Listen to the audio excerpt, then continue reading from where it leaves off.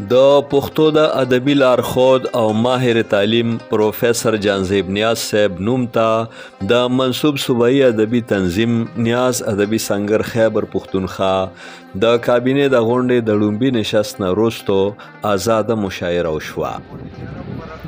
د سنگر سرپرست ښاغلي ډاکټر کاظم نیاز د دې مشاعرې صدارت وکړ او سینیر وایس چیرمن ښاغلي ډاکټر علم یوسفزي د نظامت چارې ترسره کړې.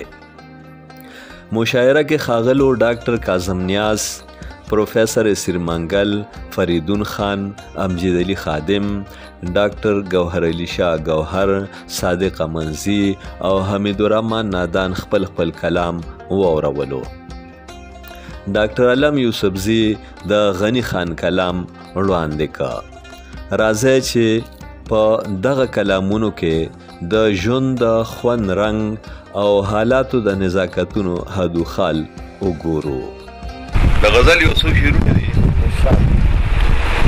زړه کې دردونه دي، یادونه دي، قرار نشته. زړه کې دردونه دي، یادونه دي، قرار نشته. زه چاپېره لټوم سترګې د یار نشته.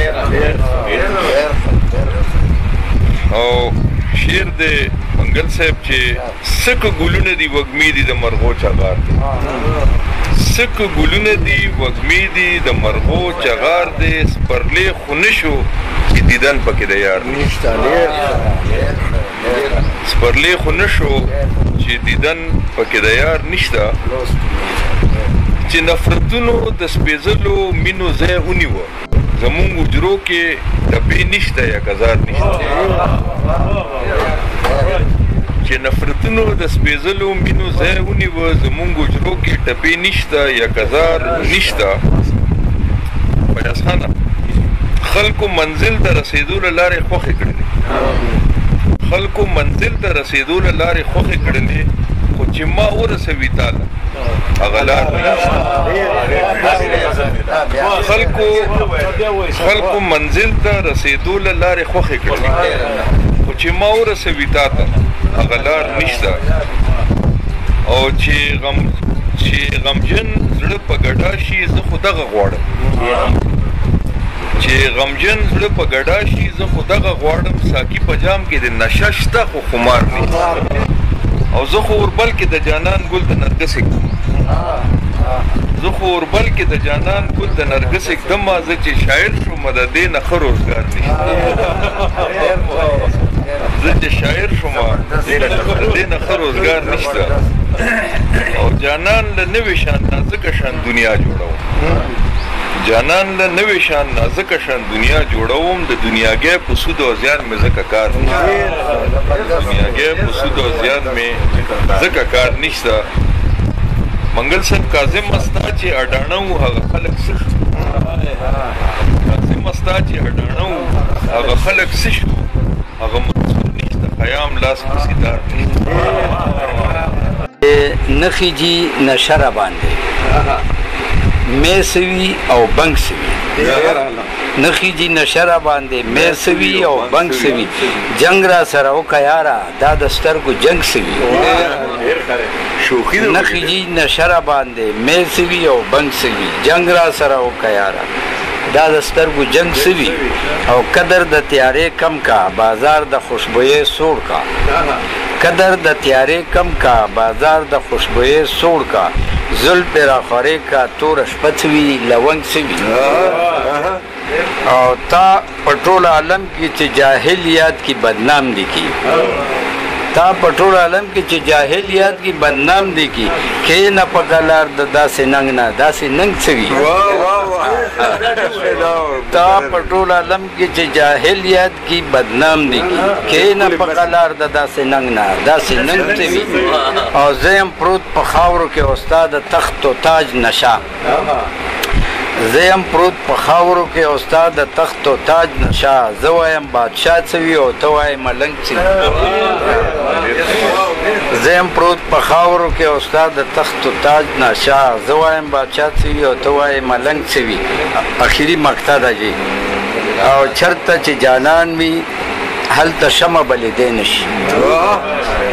چرته چې جانان وي هلته شمه بلیدی نه شي او چرته چې منګل وي هلته اور سوي پتنګ سوي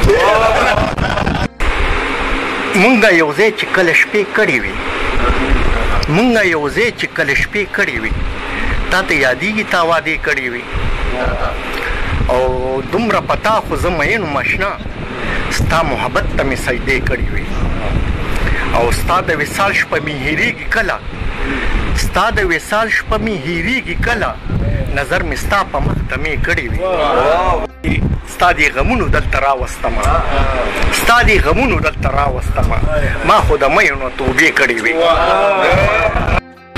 قافلې وې د فکرونو تېرېدلې قافلې وې د فکرونو تېرېدلې ما چې ستا د تصور لارې څارلې په دا هسې شان تیاره وه هر طرف ته خپلې ګوتې پکې هم نه ښکارېدلې ستا هجرانو او که لویه اژدها وه ستا هجرانو او که لویه اژدها وه چې زما د ځیګر وینې به یې څکلې ځان له امناز نوې زاړه یادوم فطرت ته ګورم تله راتله یادوم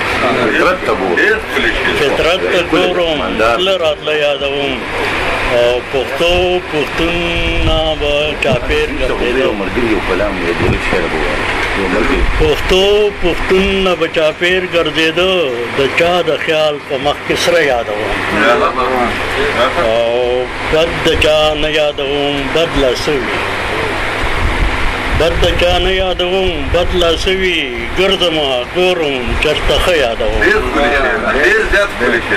بد د چا نه یادوم بد لا سوي ګرځم ګورم چېرته ښه یادوم څومره پټکي څومره فکرې څومره سادرې لاړې څومره پټکي څومره فکرې څومره سادرې لاړې ستا د ښایست د وړاندې څومره لوی نظرې لاړې او بل شعر دی چې پردهدارۍ د محبت ته ملامته شو ډېر پردهدارۍ د محبت ته ملامته شو ډېر حجري جومات ته د وصال د شپې خبرې لاړې پردهدارۍ د محبت ته ملامته شو ډېر حجري جومات ته د وصال د شپې خبرې لاړې او که سکندر و که اورنګ و یک تنها تللی دي که سکندر و که اورنګ و یک تنها تللی دي کله دې ولیدل چې چا سره لښکرې لاړې صادقه څومره قدرمنې وې په وره دننه صادقه څومره قدرمنې وې په وره دننه دومره بې قدره هغه اوښکې ملغلرې لاړې سر د دار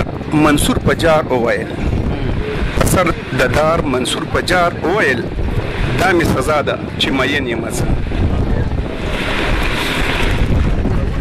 فیشن سرتوره کړه د سر نه یې څادر ایږدي فیشن سرتوره کړه د سر نه یې څادر ایږدي پیغله بورخه غورځئ پهونه هم بهر ایږدي او د پرهرونو جوړولو په فن ښه پوهېږي د پرهرونو جوړولو په فن ښه پوهېږي دغه فنکار د زړه زخمونه په نشتر ایږدي او د تسلۍ ښکلي ادا ته یې عالم حیران کړو د تسلۍ ښکلي ادا ته یې عالم حیران کړو په مخ څپېړه راکوي خنجر په سر ایږدي او د ستمګر جانان زه دغه هم احسان منمه د ستمګر جانان زه دغه هم احسان منمه زهر پرهله مې راوړي دارو بهر ایږدي او د دې یارانو دغه ویش په خپل قسمت وګڼم د دې یارانو دغه ویش په خپل قسمت وګڼم